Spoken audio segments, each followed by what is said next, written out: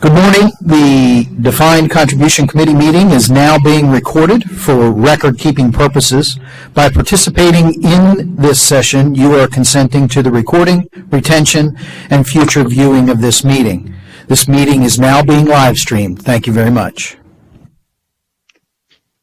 Good morning. This is Mary Soderberg. I would like to call to order the first meeting of 2021 of the Defined Contribution Committee. Today is February 24th, and it is 9:18 a.m. This is the first meeting of the newly organized committee. There are 5 members: Mr. Glenn Becker, Senator John DeSanto, Representative Dan Franco, Representative Paul Schemmel, and a special welcome to Representative Schemmel. This is his first year on the board. And myself, Mary Soderberg. There are 3 primary staff associated with this committee, and they are Joe Torta, who is the Deputy Executive Director of the Office of Member Services, Seth Kelly, who is our Chief Investment Officer, and Kathy Nolan, our Deputy Chief Counsel. So with that, our first order of business is to do a roll call. Okay, I can take care of that, Mary. Thank you very much, Joe. Mr. Becker. Present. Mr. Erdman, on behalf of Senator DeSanto. Present. Representative Franco. Present. Representative Schemmel. Present. And Ms. Soderberg. Present. Thank you very much. Okay, we have the entire committee is here. Thank you. Okay, Terry Sanchez, as board secretary, the next order of business is the election of the committee chairperson. Thank you very much, Mary. Nominations are now in order for the office of committee chair for the Defined Contribution Committee of the SERS board. May I have nominations, please? Yes, I would like to nominate Mary Soderberg. Thank you very much. We have Mary Soderberg. Are there any other nominations? Seeing none, all those in favor of Mary Soderberg as chair for the committee, say aye. Aye. Aye. Aye. Opposed, nay. Very good. All unanimous that Mary Soderberg is once again the chair of the committee. Congratulations, Mary, and we're very, very pleased to have you as the chair. Thank you very much. And you may proceed with the rest of the meeting. All right. The first order of business, as newly organized, is the motion to approve the minutes of the December 1st, 2020 Defined Contribution Committee meeting. May I have a motion, please? So moved. And a second? Second. Thank you. And all those in favor say aye, please.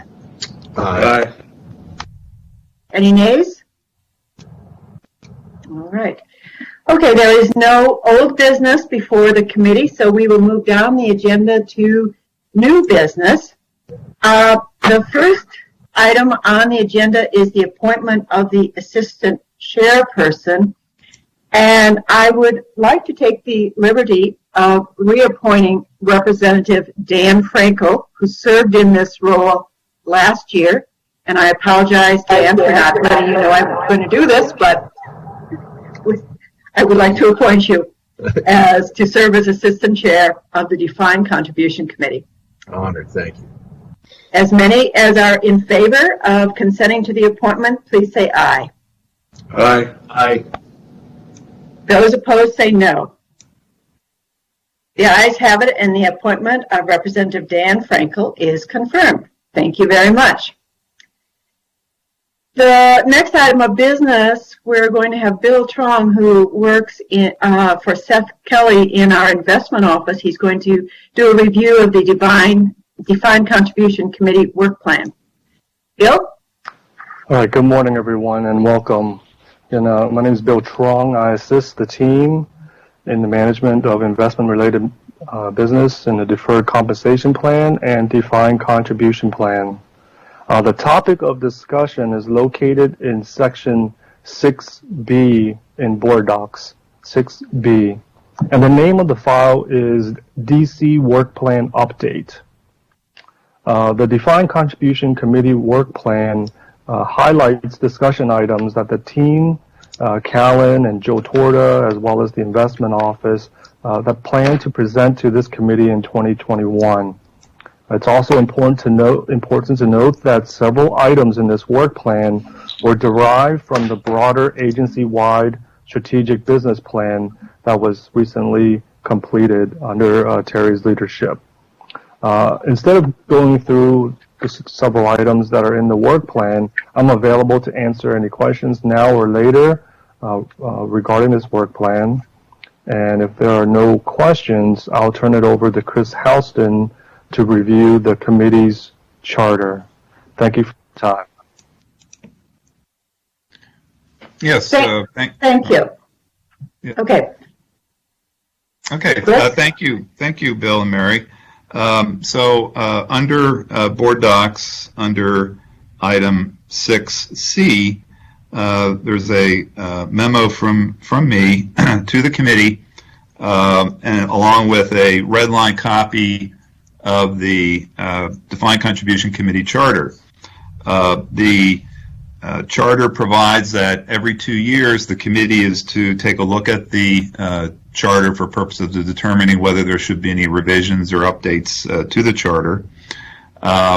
The steps in the process are that this committee takes action, if it so chooses, to recommend to the board to adopt the revisions to the charter.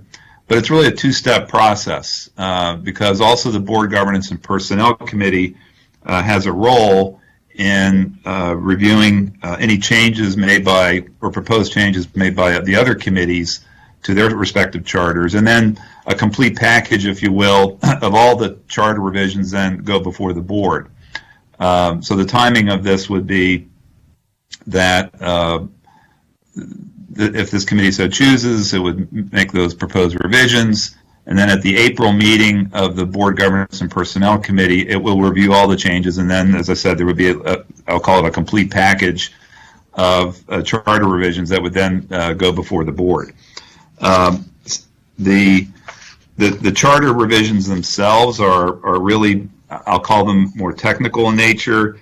With the reorganization that we did here at CSRS last fall, it deals with that by, correcting the name of the legal office, for example, to the Chief Counsel's office, and naming some additional members that can be attending the meeting or invited to the meeting by their new titles, if you will, including Joe's and my titles. And then just to clarify, there was the legal office, or I should say the Chief Counsel's office, to clarify the identification of the various plans that are included in the overview of the committee.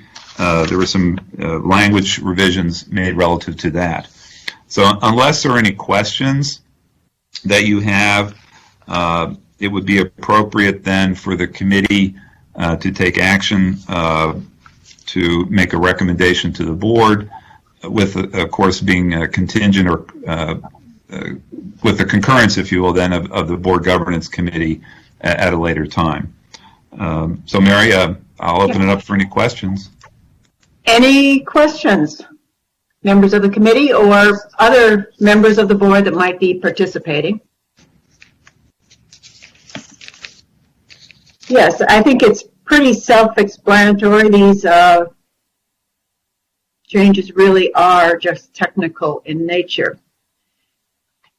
Okay, there being no questions, a motion is in order for the Defined Contribution Committee to recommend, 1, to the State Employees Retirement Board that it approve the amendments to the Defined Contribution Committee Charter as set forth in the attached after receiving input from the Board Governance and Personnel Committee, and 2, to the Board Governance and Personnel Committee that it concurs with this committee's recommendation and so inform the State Employees Retirement Board.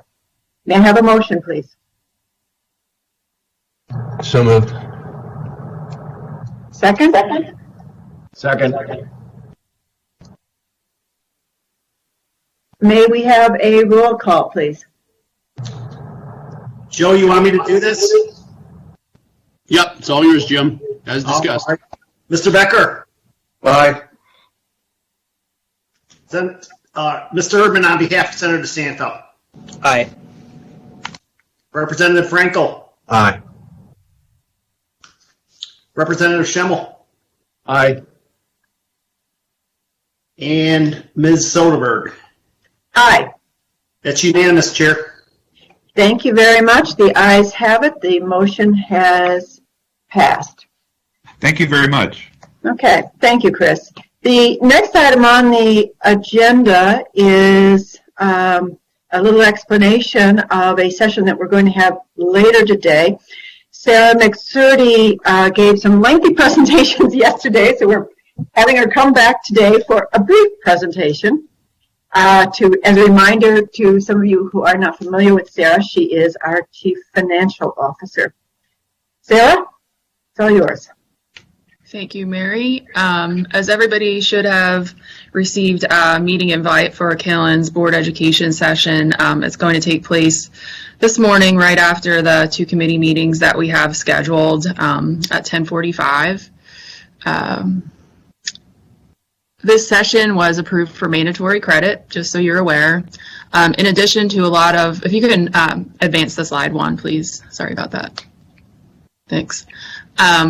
In addition to a lot of other good information, Kalen, CERS investment consultant, will provide information on definitions of the various types of fees, costs associated with participating and administering a defined contribution and or deferred compensation plan. This includes investment management fees, third-party administration costs, and plan administration costs. The responsibility or onus for paying those fees or costs. So does the plan pay the cost? Does the participant pay the cost? And then the methods or mechanics for charging those fees or costs, a flat dollar charge or an asset-based charge, otherwise referred to as a basis point fee or a percentage. We'll also talk about some fiduciary risks, common issues encountered, and some peer information where available. If you go to the next slide. So I guess you're asking, why are we providing this education now? Well, this wasn't really chosen randomly out of a hat. It's chosen because this involves our participants, and they're concepts we want you to know so that you could prepare for a joint meeting between the Finance Member Services Committee and the Defined Contribution Committee that's being planned for March 25th, 2021. Among other items, including an update on cost savings initiatives that we've been working on, two major topics with recommendations for action will be discussed. These topics are very important and cross committees, which is why we're holding this special joint committee meeting, which we don't do very often. We want to ensure that committee and board members are well informed of the fundamentals associated with this topic so that they can better understand the information being presented to them for action at this March meeting. If you go to the next slide. The topics and recommendations for action that we want to present March 25th. The first topic that we plan to address is that the third-party administrator cost is currently included in the defined contribution plan's budget and is assessed to employers via the annual per participant charge. The participants do not currently assist in paying this cost. The recommended action for consideration will be to start charging defined contribution plan participants for all or a portion of this TPA fee associated with their accounts effective July 1st, 2021. The second topic that we plan to address is that the administrative costs of running the deferred comp plan have been assessed and a determination has been made that a source of cash flow is needed to properly allocate and account for these expenses. The recommended action for consideration will be to charge an administrative fee to participants in the DCP plan effective July 1st, 2021. If you go to the next slide. So for next steps, CERS, me and the Office of Financial Management and my staff is working very closely with Seth and Bill and their staff, and Joe Torta and his staff, and we're working closely with Terry.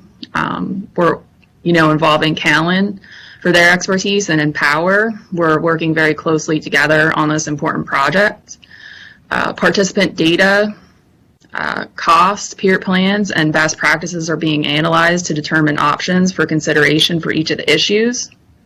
And then on March 25th, SIR staff, with the assistance of Callan and Empower, will provide a comprehensive presentation at this joint committee meeting that includes option for consideration and related to each topic. We're talking about charters in each one of these meetings for the committees, and there's different responsibilities in each charter. So the Finance and Member Services Committee will evaluate and take action on any fee implementation per their charter, and then the Defined Contribution Committee will approve any associated plan document changes per their charter. And it's important to note that action will need to be taken at the March meeting if we want to implement these changes for the July 1st, 2021 effective date. So that's it for my primer. I'm sure Callan will be doing a lot to prepare you and give you a lot of good information to be ready to make these decisions in March. So that's all I have. Great. Thanks. Thank you, Sarah. Yes. So this morning, after the Securities Litigation Committee, there's this educational session that's scheduled for 10:45, and this is really just to give us the necessary background for all of us to start thinking about how do we best or move forward with some of these changes. And for Representative Schemmel, for your information, this is an educational session, so once in a while during board meetings there will be educational sessions where you will get credit for your necessary credit requirements as a board member for education. So, all right, thank you very much, Sarah. The next item is a review of our target date funds. So this is going to be handled by a representative or representatives from Callan, Tom Shingler, Bud Paluccia, Britt Murdoch, and James Veneruso. So who is kicking this off for Callan, please? Chair Soderberg, I will kick it off and we're going to do this presentation mainly with Jimmy Veneruso taking the lead. So Jimmy is part of our Defined Contributions Specialist research team. He's a senior researcher at Callan and a shareholder of our firm. He doesn't work directly with clients like Britt, Bud, and myself. He's more focused on research. And he has a specific area of expertise in target date funds and assessing the suitability of target date funds for our clients. So the framework that we use that Jimmy's going to go through is a set of Department of Labor tips. As target date funds have become increasingly the default investment of choice for defined contribution plans, as is the case at SIRS in the two plans, there is increased scrutiny on how the particular target date fund that is chosen fits with the planned population. And we use at Callan the Department of Labor's tips for how to evaluate the suitability of a target date fund series for a specific plan. So that's the intent of what we want to do today, is go through our analysis following the DOL's tips on this topic and culminate with our conclusion, what we think are as the appropriate next steps here. And I'll stop here, see if there's any questions before I turn it over to Jimmy to go through our analysis. I think, go ahead, thank you. Okay, thanks. Thank you, Chair. And Jimmy, I will turn it over to you now. All right. Thank you, Tom. So I'll start by asking if everyone can hear me okay. Yes, I'm seeing nodding heads. That's the good news. Okay. So I'm not going to go through the entire document. Instead, I'm going to really hit on the key pages. However, if questions arise, please ask. There's plenty of material in this document, and I'm happy to touch on any of it. However, given time, I'll just hit on kind of the bigger picture items. So if we could go to page 1. Thank you. So as Tom said, what we're going to do today is evaluate the suitability of BlackRock as your target date provider. And what we'll really focus on is, first of all, how are we in terms of our comfort level with BlackRock as an organization? How is this team structured? Do they have adequate resources? Next, we'll look at the fund's glide path. So we'll go through what that looks like, how persons' allocations to stocks and bonds change over time. We're not going to hit on, there's performance information within this deck. However, I know, I think it was yesterday you all went through a performance review, so we don't need to delve too much into performance. Naturally, we'll hit on fees that BlackRock is charging. And lastly, what we'll do is look at the fit in terms of your plan. So both the 457 plan and the 401A plan. And what we'll do later on in this document is simulate results for someone who's just starting out a career. What do the potential outcomes look like if they are to invest and stay invested in the BlackRock funds? And we'll compare that with the market average target date provider. And the forecast of outcomes isn't necessarily to say over 40 years, wow, Callan hit the number on the head, they were correct in forecasting. It's more to show everyone the implications of the glide path design that BlackRock uses relative to that market average. So I'll pause there. Any questions on the organization and how we're going to walk through this before I get started? Okay. So if we could go to page 2, I'll just touch on this very briefly. As Tom alluded to, in 2013, the DOL released target date tips. So this wasn't guidance or regulation. It was really a set of, I would say, high-level tips around how to analyze target date funds. So we understand these plans are not subject to ERISA. However, we do feel that this is best practice to almost treat this as a checklist and make sure not only have we looked at all of this, but that we've documented the fact that we looked at all this. So this lays out the process. These are the evaluation criteria. So if we could skip to page 4. Thank you. So just to give a summary of the benefits affecting folks, or that people are participating in. So first of all, there is the 401A. Currently, there's just north of 11,000 folks in that plan.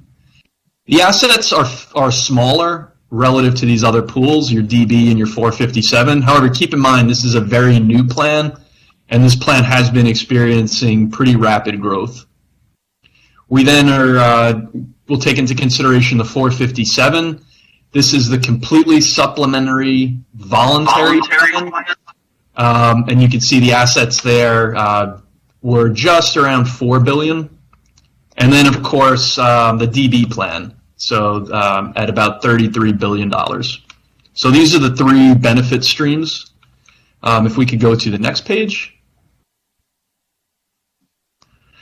First, just to give some background on who's participating in these plans. And we're looking here specifically at the 457, which again, purely voluntary. It is a supplement, as well as the 401A, which people can participate in as a hybrid plan alongside the DB plan. It is not atypical to see both participant and asset dollars in a state-run supplementary plan like your 457 dominated by older participants. If you look at your 65 and olders, those are the greenish bars all the way on the right. You can see most participants as well as the assets. That's where that money is. And again, that's not unusual. What we usually find when a plan is a supplement, participants aren't using that plan right away to fund their retirement. Oftentimes it's Social Security and the DB that immediately fund retirement. Where you'd start to see those assets get drawn down is when people hit the required minimum distribution age, which for years was 70 and a half, and it's now 72. And then you could see the younger profile in terms of age and assets for your 401A plan. If we go to the next slide. To review the contributions that are mandatory for the 401A plan, you can see the breakdown between the participant, the employer, and then the total contribution level. For your A5 group, in conversations with staff, that's about 95% of people in the 401A would be within this A5 group. So people can voluntarily choose which group to be in.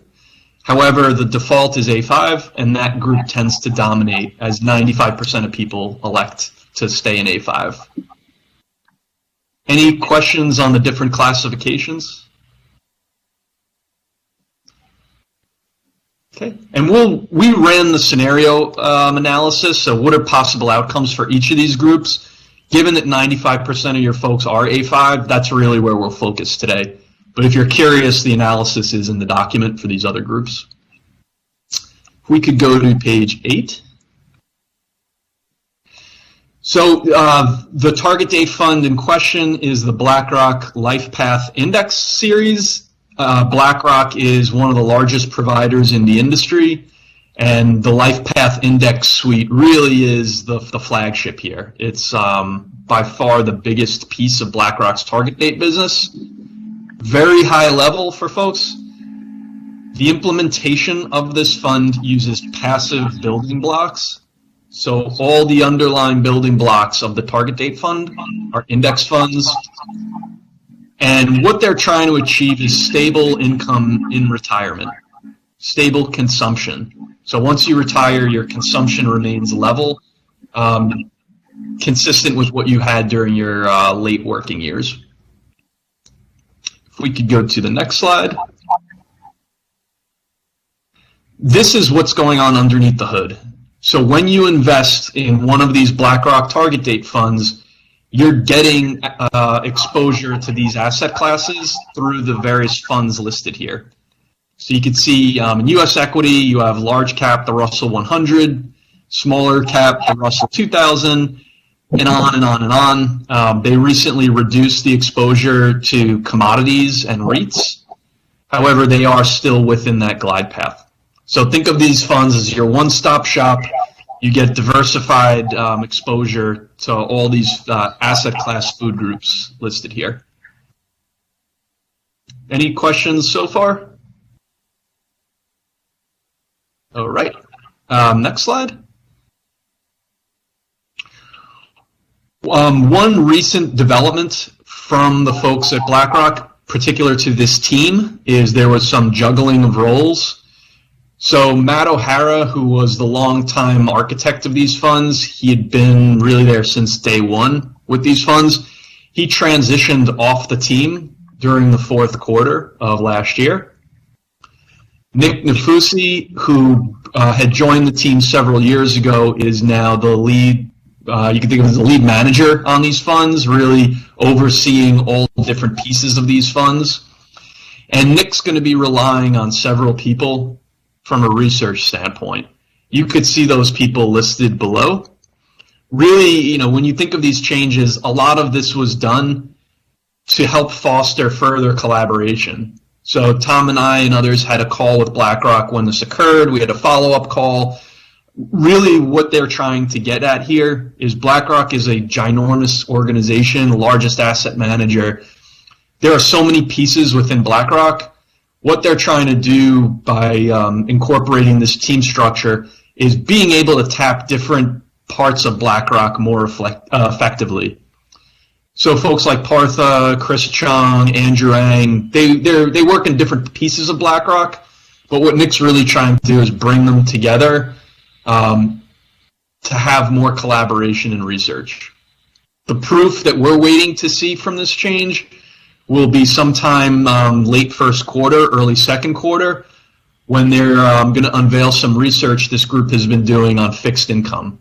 And we'll talk in a second about why fixed income is a particular area we're curious about, and it's something BlackRock is exploring. So if we could skip ahead to page 14. So in terms of their glide path, what is this glide path? What is it? What is a glide path? What does it mean? It just means that as a person ages, their asset allocation will automatically shift. So you can see in this chart here, early on when you're 25 years old, you have almost 100% of your assets in what we'll call growth assets. So think equity, REITs. For BlackRock, that's their growth assets. Over time, your allocation automatically will, you can think of it as de-risking, to a point where when you reach age 65, you reach a static allocation of 40%. Think of it as 40% in growth. The other 60% for BlackRock is split between the Barclays Aggregate Index and TIPS. When I talked about fixed income and why we're really going to be kind of curious what this research reveals is, for your participants, particularly the older ones in that 457 plan, there's a very large allocation to core fixed income, passive core fixed income, that Barclays index.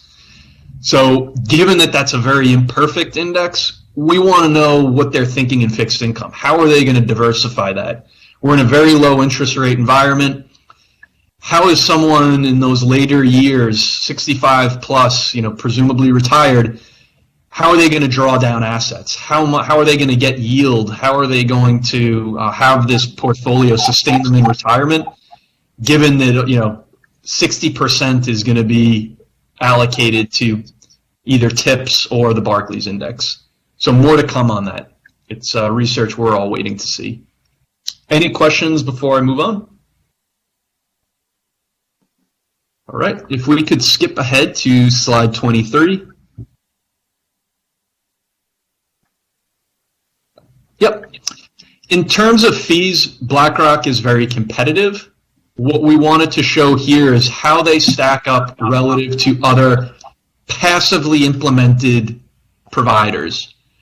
So you can see their fee there, whether you want to call it 6 3/4 of a basis point, which is the management fee. We assume the full administrative cap, just to be really conservative, of 1 basis point for the purposes of this chart.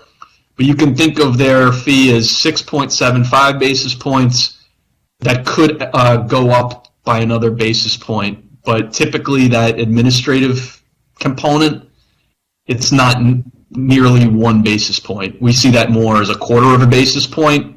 That's typically what you'd experience. But either way, whether it's 675 or 775, you are below the median for other passive implementations, right around that 10th percentile. So any questions thus far? All right, hearing none, I will move, if we could go to page 25. Hey, Jimmy, Yes. can I point out just one thing? This is Seth. That just means we're very low fee. Yes, yeah, in this case, I'm sorry, then that's a really good point. I know when you look at performance, when you hear 10th decile, that's bad. In this case, lower is better because you want low fees. So I think that's what you were getting at.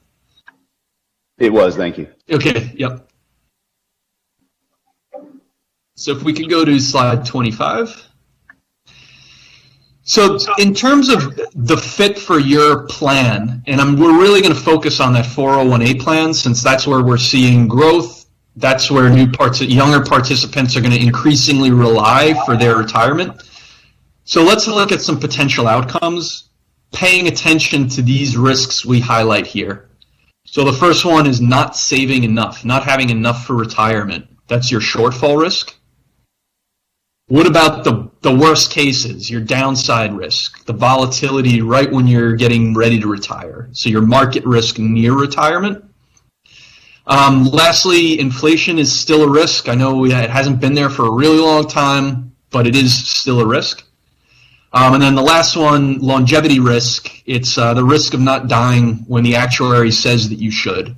So it's kind of funny to think of living a long, healthy life as something negative, but it means you'll need more in terms of retirement savings to fund that long, healthy retirement. So I'm going to skip ahead to 31 to kind of get to the punchline here. So what we do on page 31 is focusing on your A5 population. So this is A5, which are in your 401A. Let's look at their sources of retirement income. So what we broke down here is let's shoot for 80% income replacement. Right now, if you're in this A5 group, you're already saving over 8% of your salary. So think of full salary as 100%. They're already living with 92% of that because they're saving around 8.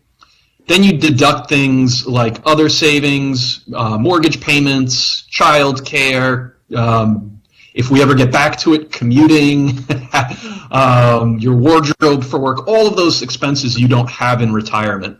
So that's why we're shooting for 80% replacement, which is pretty standard. And you can see the different sources of their projected incomes in retirement.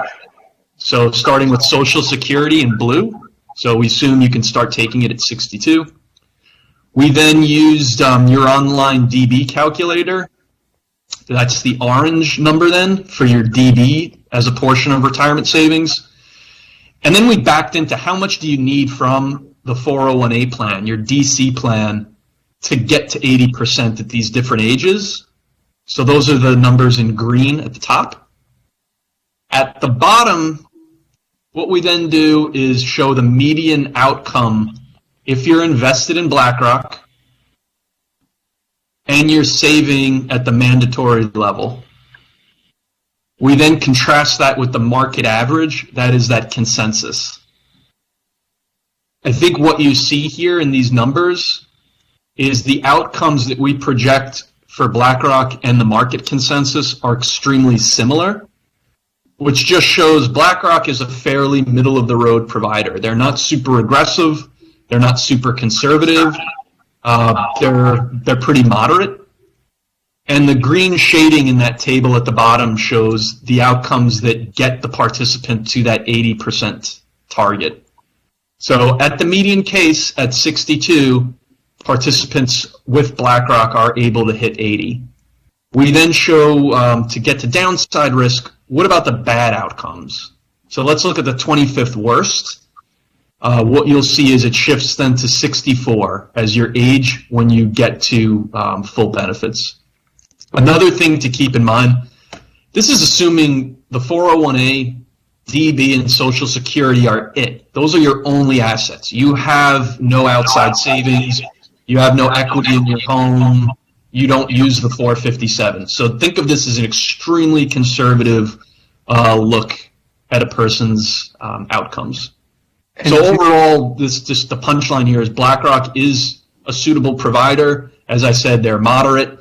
They're not taking, I would say, outsized aggressive risk in the form of equity exposure, nor are they so conservative that you're not building up adequate wealth either. So I know that this is a lot on one slide. I'm just going to stop here for any questions folks might have. And Jimmy, before we get to questions, it might be worth highlighting why the Social Security changes in terms of 62 versus 68. The benefit does change, to remind everyone how that plays into this, what we're projecting. Yes, so the two things that would change from 62 to 63 and so on, first we'll assume your salary would be growing. We used your actuarial assumptions on salary growth. So you have more income to replace, say, at age 68 than you did at 62. However, your Social Security would be bigger as you delay it. Likewise, your DB would be larger as well with more service years and more time. So that's why those numbers change over time. And then your DC target, because those are getting bigger, your DC target to get to 80 gets to be smaller and smaller.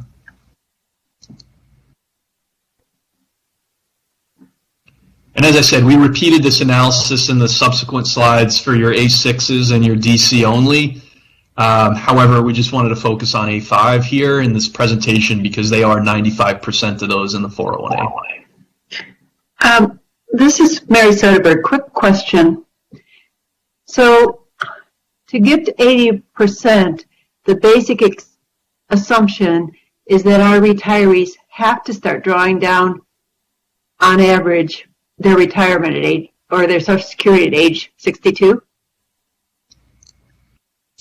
So that's just saying if you chose to retire at 62, Here's the asset, here are the funding vehicles you would have available to you. Okay. But to your point, it's very common and for people to delay Social Security and instead choose to live off either outside savings or their DB initially and defer Social Security to get that larger payout.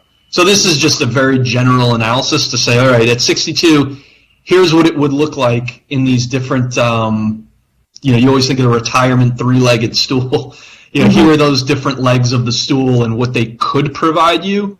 However, if you were to optimize around something like Social Security, absolutely, you'd defer it past 62. Okay. Yeah, and we're saying what we're trying to project, what do you need from the target date fund to get to that 80%? So we're saying at 62, you want to get 24% of your income source, your retirement income source. If you retire at 62, the target is to get 24% of it from the target date fund. The rest is going to come from Social Security and the defined benefit plan. And then we're saying in the median outcome for BlackRock, do they achieve that or not? Are they actually able to, do we project that they'll be able to provide that? And the answer to that is yes, that they will. Now, what Jimmy's also saying is that what if you don't get the median case? What if it's a worse outcome, right? And you need to and the target date funds do worse, the markets do worse, you get less from them. That percentile case, and there you're only getting 16% of your income replacement from BlackRock. So in that case, you're not getting enough. You need to get to the median case or better to get the income replacement you need from BlackRock. And then if you go out, Mary, let's say to 60, you can see at 68, if we go to that, in the median case, BlackRock would give you 35% income replacement if you started drawing at 68, and the target is you only need 6%. If you see that target bolded line. So in that case, you're well into the black, if you will, where you're getting more from BlackRock than you even need. And it's intuitive, right? Where the longer you wait and start drawing down, you're more likely to have a larger balance to draw from. So it is intuitive, but it's in general, the punchline is that in the median case, BlackRock does give enough projected income for the replacement income you need for this A5 population. That's what we're trying to say. Thank you. That help? Okay. Caroline, this is Bill. Another question to follow up on, extending Mary's question. Sirs, so the A5 participants, it's my understanding, and Joe, to correct me if I'm wrong, majority of them, the superannuation age is 65. So 65 is where they hit the age where their defined benefit would not be actuarially reduced. So would you say that the majority, this table, anything prior to 65 age is for illustrative purposes, but in reality, would the majority of participants in these hybrid plans, especially the A5, would start, where the analysis starts at age 65, where there's no actuarial reduction, where they would normally retire? Yeah, Bill, let me jump in. It's age 67 for Class A5. The normal retirement age for the defined benefit component of the CSRS account. It's not 65, it's 67. Okay.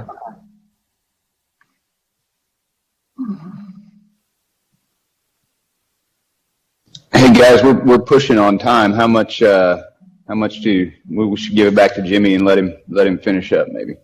All right, so it is actually just one more slide to cover. So if you go to 34.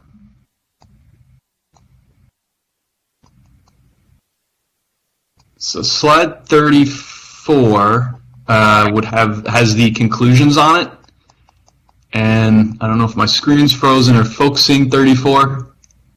Not yet. Okay. Yeah, there we go. Thank you. So just to hit the highlights here, when we walk through this, so performance in absolute terms as well as risk-adjusted terms has been above median in general. So performance has been, we're satisfied with that. The fees, we are satisfied there as well. Those are, when you think of suitable, performance has been suitable, fees have been suitable. The forward-looking projections, those are suitable as well. Tom walked through it better and explained it better than I did in terms of the potential outcomes and what the meaning of those. In general, the last thing and the area where kind of to be determined is what BlackRock's research is going to have to say about fixed income. So there is not as much diversification in the fixed income sleeve as you would see with peers. There's a lot of allocations. There's a lot of an allocation given to the YAG as an index, which isn't a perfect index for fixed income, so there are shortcomings with that. So we're really curious to see what BlackRock comes up with and then how that research spills over to implementation. So what are your conclusions from a research standpoint, and what are the implications for the product? So that's the only area where we give kind of an incomplete to be determined. However, we don't see any reason to take any actions regarding the target dates fund suite based on this report. And we will report back once we have the conclusions from that research. So I don't know, Tom, anything else to add? On that last point, we'll be coming back to SIRS later this year once we have conclusions from what BlackRock develops out of their research. So we will be following up. Great. Thank you very much, Jimmy and Tom and your entire team. Thank you. All right. We are out of time at this point. We've got the Securities Litigation Committee coming up in just a moment or so. So we have no special presentations. We have no executive session scheduled. Any committee comments or concerns or questions to bring up at this point? I would ask for a motion to adjourn at 10:05 a.m. Their motion. So moved. Thank you very much. Second. Thank you. The Defined Contribution Committee meeting is adjourned. Please pull out of this link and we'll see everybody at the Securities Litigation Committee meeting. Thank you.